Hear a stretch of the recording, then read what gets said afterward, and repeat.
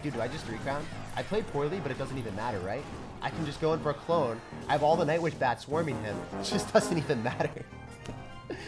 Oh my goodness.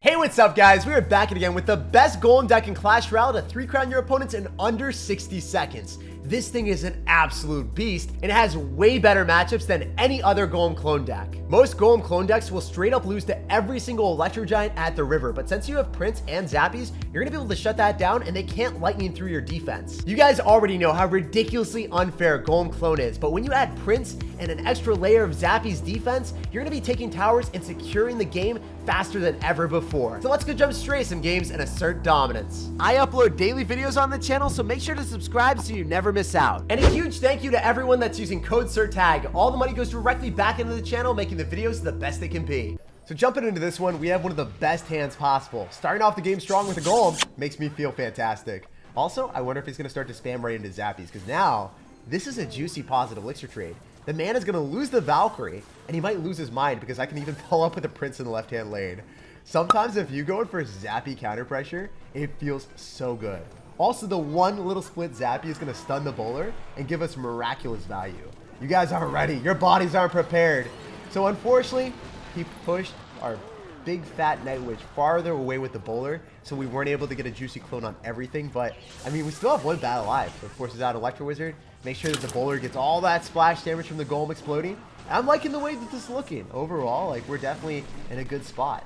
I can bomber here, and then I want to follow up with a Prince off to the side as far away from that bowler as possible, and we can easily go in for bats to finish all this off. So I'm liking the way that this is looking, because the Prince, it's more reliable than a simple mini P.E.K.K.A. It doesn't get bounced back by the bowler. It also has more HP if you're playing against Electro Giant. So Prince with Golem clone is not something that you would expect, but it works wonderfully well.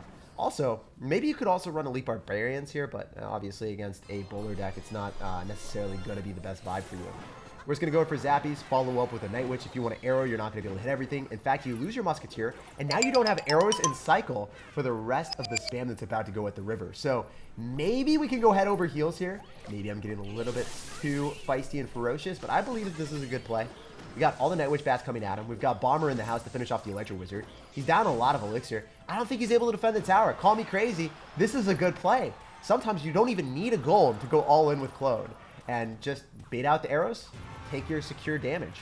So again, I'm going to go in for another Golem. I think that he might go in for an all-in push on the left-hand side. That would be the smart decision. If you go right into me, you are wilding on a different level, my man. Because now the bats clean up, you know, your spam with your Valkyrie. And then we can bomber, we can use the Night Witch to apply more defense to offense conversion. And we have all this stuff coming at him now. I love the way that this is looking. In fact, I don't think that I even want to do anything besides going in for like a Prince Zappies push on the other side. I don't know if you guys have ever done this before, but it's now a meme. When you go in for the clone with Prince and Zappies, that's when you know that you evolved to your final form as an absolute savage. Look at that, mere Zappies on the field, permanently tickling his tower. Are we gonna 3-crown because of the Zappies? No way, he actually had to drop the Valkyrie on the Zappies. Wow, am I just gonna 3-crown everyone today? I feel like that's the vibe. This deck is disgustingly strong, and I would never expect cloned up Zappies to put in work like that. We're out here climbing up the ranks with Golem Clone. So jumping into this game against Sammy, we're gonna see what's up. As you guys know, when we've got Golem Clone, we are destined to drop Golem in the back first play, but I guess it just wasn't literally in our cards today. I have to cycle like a miner and dig a tunnel to get to that Golem. So whenever we see the possibility of a P.E.K.K.A. player, when we see Magic Archer, we want to just go head over heels with our Golem when that Magic Archer is out of cycle. Wait, what are you running, dude? I'm so confused right now. You've got bats with that Magic Archer now. You are wilding out here. So he's going to leap Barbarians, and I think this is totally acceptable. If we bats off to the side, we should be able to do some damage to that before he's able to heal them up. Maybe that was the wrong decision. Maybe we should have just full sended. I feel like with Golem Clone, you should full send more situations than you would expect. But this guy is full sending with Elite Barbarian. So I'm going to bomber. I'm going to shut this down. And I believe that we're going to 3-crown you if you make a little bit of a misplay, dude. All I need to go is for Zappies and shut that down. He's going to go for a Fisherman, but dude, if you Fish Boy, I don't know if the Ram Rider's going to stay alive. You're going to have to Magic Archer on top of me. Dude, do I just 3-crown? I played poorly, but it doesn't even matter, right? I can just go in for a clone. I have all the Night Witch bats swarming him. We have 500 HP on our tower, but it just doesn't even matter. Oh my goodness. This is how this game works sometimes. Like, you don't have to be good with Golem clone. You just drop a Golem in the back, you hit him up with that Night Witch, you clone, and you 3-crown. Best hand ever again. Let's get it. Golem in the back first play all day, every day. If you guys don't do that and you're running Golem clone, you are playing incorrectly. You have to dedicate an 8 elixir investment at the start of the game. I know, you might be shocked right now. You might be like, why are you doing that? You don't even have anything to defend the other side. You don't have a skeleton army. You have nothing, Jake. But it is the vibe. It is the strategy. Let me tell you. Also, we're going to follow up with a Prince here. I could clone this, but I don't really want to go head over heels into a Mother Witch, giving him infinite piggies on my bats. So if we're able to just get the Prince on top, we're vibing. I can also arrow to finish this off, which I think is a little bit better, not going to lie. And now we have to deal with the Fire Spirits, because the Fire Spirits are about to jump on me, right? Are they not? I could clone. I think that'd be an overcommitment. I'm not going to do it. He's going to lose the... Oh, wait, we're just going to clone anyway. This is actually a vibe. He's not ready. The cloned up Night Witch on the tower. He saw Prince. He wasn't thinking that would be a possibility. This is so dumb. We just almost killed a Night... Or not a Night Witch, a Mother Witch with a cloned up Bats. You know, Mother Witch is supposed to counter all of the bait cards, right? But Mother Witch got baited out, and she got bamboozled by a 3 elixir investment. She lost the tower there, too. Like, everything could not be going better for us. Also... Zappies are really clutch against Elite Barbarians too, because as you guys are seeing, you're able to counter it for a juicy positive elixir trade. Every single time that you go for those Zappies, you zap those E-Barbs, and they are stuck. Also, we said plausitive instead of positive. That is a new word added to our dictionary. Of course, whenever we play against double spawners, we want to go for a Golem in the back, follow up with a Night Witch, and then clone as soon as we can. I don't have Tornado to go and pull the Mother Witch, so that's the one thing that is inconvenient for me, right? So you just have to make sure that you are not overcommitting too early on into a Mother Witch. The Mother Witch is out of cycle like it should be right now for a little bit of time. We are able to get more value. I can also arrow to finish off the Spear Goblins. I think that's probably a vibe. So now the Prince goes directly on the tower with the Bats also, you know, formulating a good offensive presence. Let's go, dual Princes! No way. He isn't even locked onto the cloned up Prince that charged on the tower. That is ridiculous, guys. Clone is giving me value with the dumbest cards ever. Like, you would never expect Cloned Prince to do work. You would never, in the history of a million years, think that cloned up Zappies would be allowing me to 3-crown opponents. But here we are, living in 2021, where the world is flipped on its head, and every single one of our opponents that plays Golem Clone is just straight up dead. I mean, Cannon Cart is not going to die, so you don't have any way of pulling that immediately. You have to take a tower. With 16 seconds remaining, this man is struggling so hard that he's trying to defend a tower at 300 HP. He doesn't even care about winning the game anymore. He's like, let me not lose 2 towers to 0 against Golem Clone. This is illegal. I'm usually supposed to be able to take at least 1 tower in this situation, but no. Man, this game wasn't even close.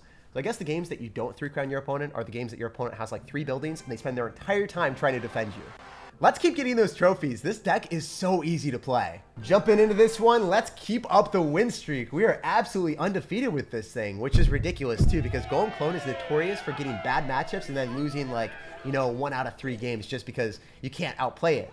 But I'm telling you right now, Zappies allow you to win matchups that would traditionally be an automatic loss for Golem Clone. Like you play against Electro Giant, and then they lightning on top of your Zappies. Well, it's pretty memeable, right? But if they just have an Electro Giant at the river and you have no way of dealing with it because let's just say you only have like Lumberjack, Skeleton Army, Bats, it's going to be a problem. But because we've got Night Witch, we've got Prince, and we've got Zappies, we have a lot of damage per second that can just clap those Electro Giants at the river every single time.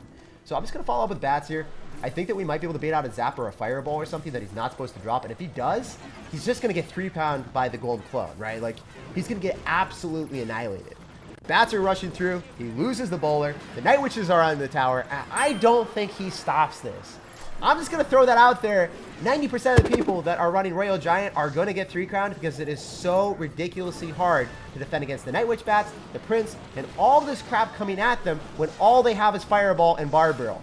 It's literally impossible. So just defend with Bats, get a juicy positive elixir trade, and then 3-crown your opponent because either they use their small spell or big spell that's supposed to, you know, defend on defense and they use it on the Bats, or they just don't have enough elixir because they already overcommitted.